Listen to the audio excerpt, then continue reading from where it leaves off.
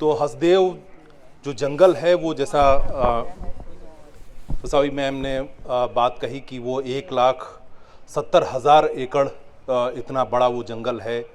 मध्य जो भारत है उसका वो फेफड़ा कहा जाता है और उसमें 2010 तक यानी कि केंद्र में जब बीजेपी की जब यूपीए की सरकार हुआ करती थी कांग्रेस के समय में, तब तक जो है उस जंगल में एनजीटी ने उसको नो गो एरिया कहा था। यानी कि वहाँ पे 50% से ज़्यादा जो क्षेत्र है, जो इलाका है वो जंगल से आच्छादित है, जंगल का इलाका है। इसलिए वहाँ पे कोई भी खनन की कार्रवाई, कोई भी डिफॉरेस्टेशन का कोई भी काम नहीं हो सकता है। ये 2010 तक नोगो का एरिया हुआ करता था। लेकिन 2011 में इसी केंद्र सरकार ने, जो मनमोहन सिंह की सरकार हुआ करती थी, जो आज यहाँ तक कि उस हसदेव जंगल को बचाने का वादा करने 2018 में राहुल गांधी भी गए थे, जो इस समय भारत जोड़ो न्याय यात्रा कर रहे हैं। और तो वो जो 2011 में इसी यूपीए की सरकार, कांग्रेस की सरकार ने वहाँ पे परसा ईस्ट जो कांता बेसिन का जो इलाका है, कोल ब्लॉक है, उसमें खनन की इजाज़त दी। और इस वादे के साथ की जो बार बार वसावी मैन ने ये कहा कि बार बार धोखा हुआ है, जो आदिवासी और जो जातियां हैं, जो समुदाय हैं, पूरे देश में बार बार धोखा हुआ है। और धोखे की कहानी बड़ी ज़बरदस्त है हसदेव अरड़े जंगल की, कि 2010 तक वो इसी भारत सरकार ने और इसी संविधान के तहत वो नो गो एरिया था, वहाँ पे कोई खनन नहीं हो सकता था, कोयला खदान वहाँ से खनन का नहीं कोई काम किया जा सकता था। लेकिन 2011 में उसमें कोयला खनन का पहला ब्लॉक की पहले चरण की इजाज़त दी गई। उसके बाद 2013 में आकर के 13 से पहले जो कुछ कानून ऐसे बनाए गए जिसमें पुनर्वासन को और मजबूत किया गया। लेकिन इससे पहले कांग्रेस की यूपीए सरकार ने कुछ चीज़ें अच्छी की थी। जैसे 2006 में जब उन्होंने वन अधिकार कानून बनाया तो समुदाय थे, जो जंगल के वो सामुदायिक अधिकार जो जंगलों पर होता है, वो उसका अधिकार भी दिया। तो इन सारी चीज़ों के अलावा 2011 में जब खनन की शुरुआत हुई तो खनन की शुरुआत वहीं रुकी नहीं। 2018 से पहले भी वहाँ पे भाजपा की सरकार हुआ करती थी छत्तीसगढ़ में। उन्होंने दूसरे चरण के परसा ईस्ट का जो कोल ब्लॉक है उसमें दूसरे चरण के खनन की कार्रवाई करने की शुरुआत कर दी थी और उसको लेकर के आंदोलन चला। आपको ये ताज्जुब होगा सुन करके कि वहाँ पे अभी भी पिछले 2-2.5 साल से वहाँ पे आंदोलन चल रहा है। और वहाँ के जो हसदेव अरड़ बचाओ संघर्ष समिति के जो संयोजक हैं आलोक शुक्ला, उनसे मेरी बात हो रही थी। वो कह रहे थे कि इस इलाके में, माने उस इलाके में हसदेव को बचाने के लिए सबसे बड़ा आंदोलन वो चल रहा है। 667 दिन 1-2 महीना पहले ही हो गए थे और 650 से ज़्यादा दिन तक वो आंदोलन चल रहा है। आज भी मैंने उनसे पूछा कि क्या वहाँ पे कुछ लोग आंदोलन कर रहे हैं, धरने पर बैठे हुए हैं। बोले कि हाँ, वहाँ पे आंदोलन अभी भी चल रहा है। अभी भी लोग क्रमिक तरीके से 10-20 लोग जाते हैं, 50 लोग जाते हैं, वहाँ इकट्ठा होते हैं।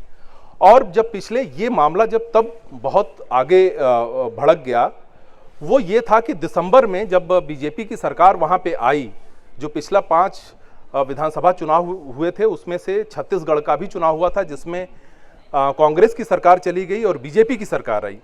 और बीजेपी की सरकार आई, देखिए ताज्जुब की बात क्या है कि बीजेपी की सरकार आते ही उसने सबसे बड़ा काम ये किया कि उसने कहा कि जो दूसरे चरण का PEKB यानी परसा ईस्ट कांता बासन करके जो कोयला खदान है, उसके दूसरे चरण की खुदाई हो जाएगी।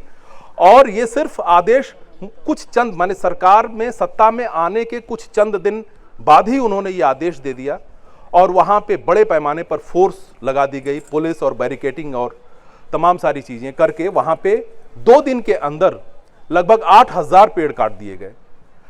ये पिछले दिसंबर में, अकेले सिर्फ दिसंबर में लगभग 2-2.5 हफ्ते के बीच में इन्होंने 91 हेक्टेयर 91 हेक्टेयर के आसपास इन्होंने जंगल को साफ कर दिया है। वहाँ पे 2 कोयला खदान का जो काम है वो चलना है, जिसमें लगभग 1,001 हेक्टेयर एक में और एक में 1,200 हेक्टेयर, यानी कुल मिलाकर के लगभग 2,200 हेक्टेयर जंगल को साफ करना अभी भी बाकी है। इसीलिए वहाँ पे लड़ाई चल रही है। 91 हेक्टेयर का जंगल साफ करके, और देखिए कितना तेजी से काम हो रहा है कि दिसंबर में वहां पे 91 हेक्टेयर जमीन को साफ किया गया और वहां पे खुदाई भी शुरू हो गई है। और उसके बाद से उनको अभी लगभग 2200 हेक्टेयर जमीन साफ करनी है। अभी मामला वहीं पे रुका हुआ है। क्यों? क्योंकि इंतजार है कि लोकसभा का चुनाव मई में होगा, और मई में अगर प्रचंड बहुमत आया तो ये एकदम लिख करके ले लीजिए कि वो बहुमत आने के तुरंत बाद डबल इंजन की सरकार 1 महीने के अंदर 2200 जो वहां पे हेक्टेयर जो जमीन है, जो जंगल है, उसको साफ करना है। इस पूरे परियोजना में लगभग 54 गांव, 54 जो विलेजेस हैं आदिवासियों के, वो खतरे में हैं। उनको डराया धमकाया जा रहा है, उन पर दबाव डाला जा रहा है कि वो अपना मुआवजा लें। दिलचस्प बात यह है कि इस पूरे मामले में कोई भी पुनर्वास की नीति उन्होंने घोषित नहीं की है।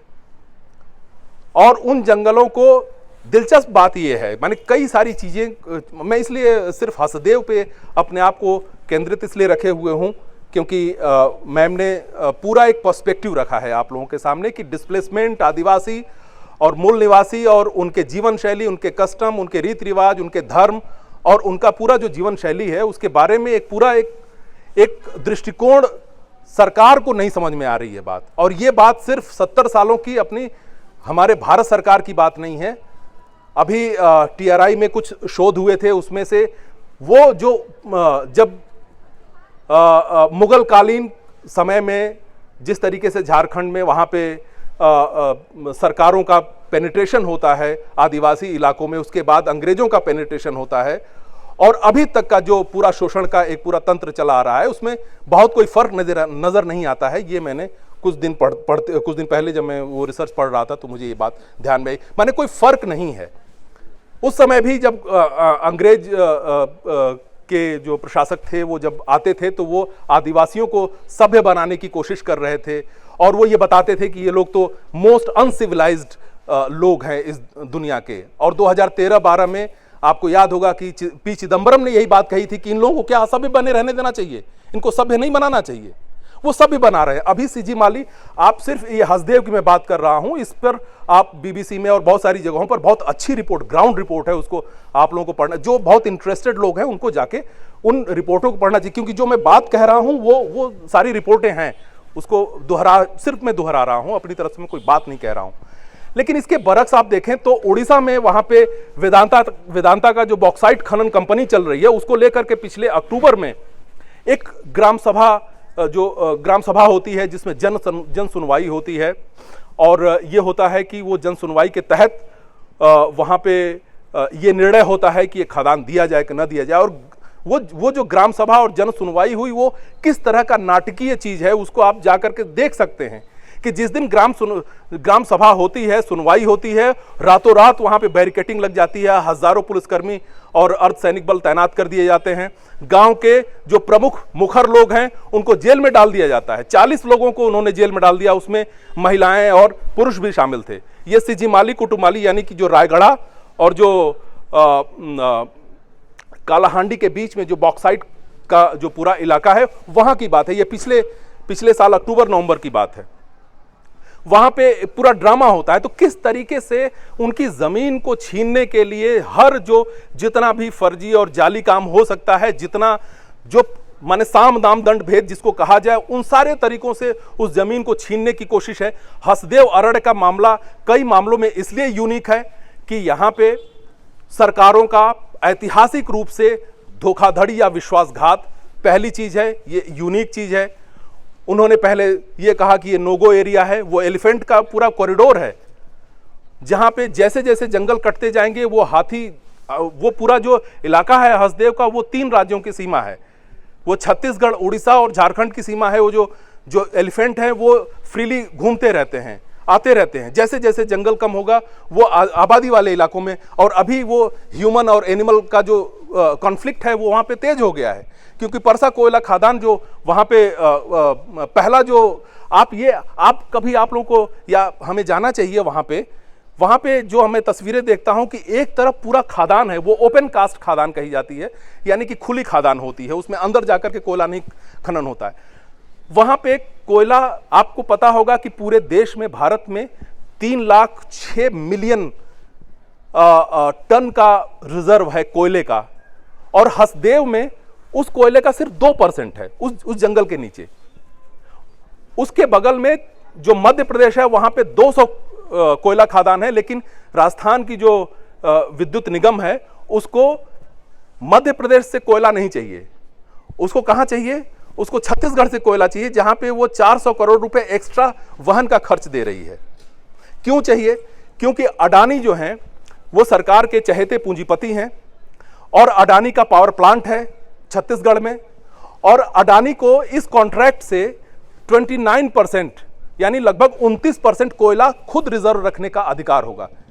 यानी कि जो कोयला वहां पे खनन होगा उसका लगभग 70% कोयला वो राजस्थान को देंगे, और 29% कोयला उनका अपना होगा। उनको वहां पे कहीं से ले जाने की जरूरत नहीं होगी, अपने पावर प्लांट में वहीं पे वो कर देंगे और वहां से बिजली पैदा करेंगे।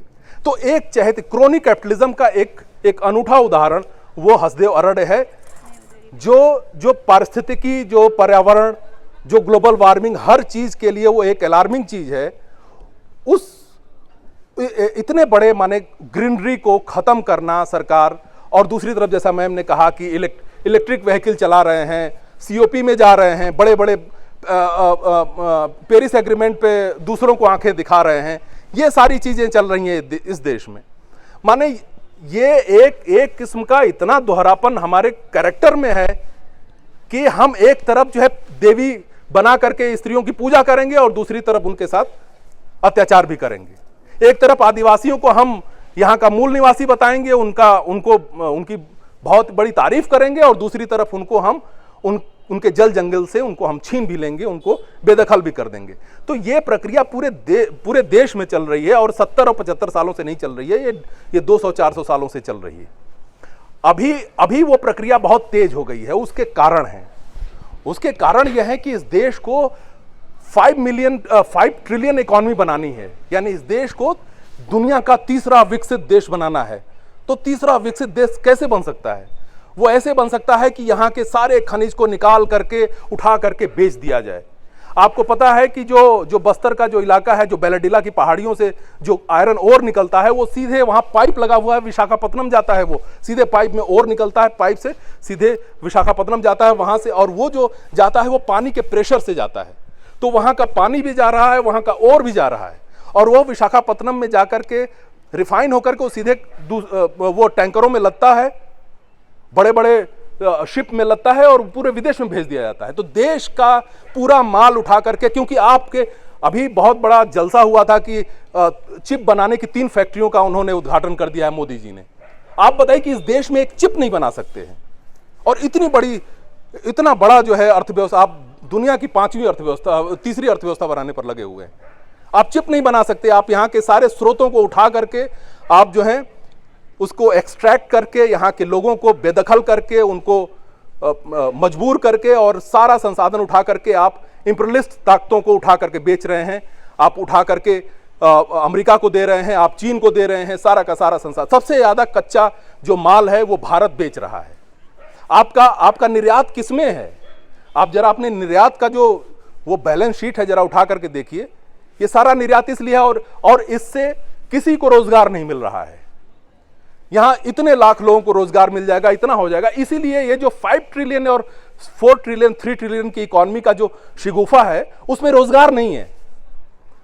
देश में विकास हो जाएगा। ये जो विकसित भारत है, ये विकसित भारत नहीं है, ये कुछ चंद लोगों का विकास है।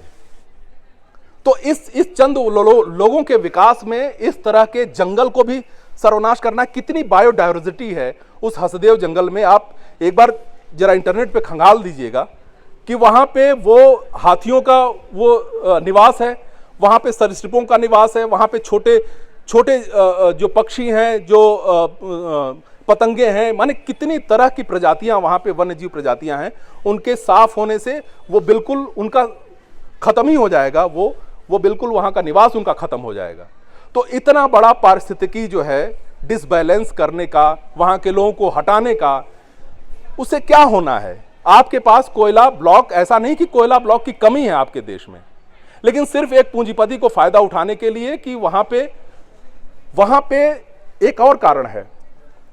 वहां का जो कोयला ब्लॉक है वो बहुत कम माने बहुत कम गहराई में मिलता है। आपको बहुत ज़्यादा खुदाई में और वहाँ के एक्सट्रैक्शन में बहुत पैसा नहीं खर्च होता है, बहुत बड़ी मशीनरी नहीं लगती है। इसलिए वहाँ पे खदानों में आप देखेंगे कि एकदम ओपन किस्म का है, वहाँ पे ट्रक ऐसे जाते हैं और अपना माल ढुलाई करके सीधे निकल जाते हैं। वो बिल्कुल वो अलग कोयला जो हम लोग बहुत ही क्लासिकल वे में जो खदान सोचते हैं कि अंदर जा करके जो कोयला खदान होता है झरिया उरिया में या जो झारखंड में, वो उस किस्म का नहीं है। तो कोयला बहुत ही सस्ता कोयला है, उसकी खुदाई ही सस्ती है, उसका मुनाफा अडानी को जाना है, उसका एक हिस्सा अडानी के जेब में जाना है।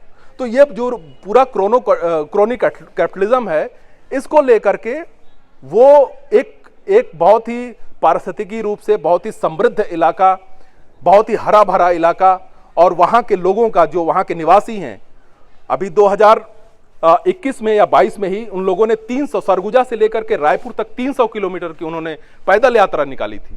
आपको ताज्जुब होगा कि 2018 में जब राहुल गांधी जब वहां पे गए थे, ये वादा किया था कि हसदेव अरण्य को हम लोग डिफॉरेस्ट नहीं होने देंगे, ये वादा करके गए थे। लेकिन पिछले साल जब भारत जोड़ो न्याय यात्रा निकली तो वो झांकने तक नहीं गए, बल्कि उस इलाके से उनको हटा, माने उस पर उन्होंने कोई जवाब तक नहीं दिया।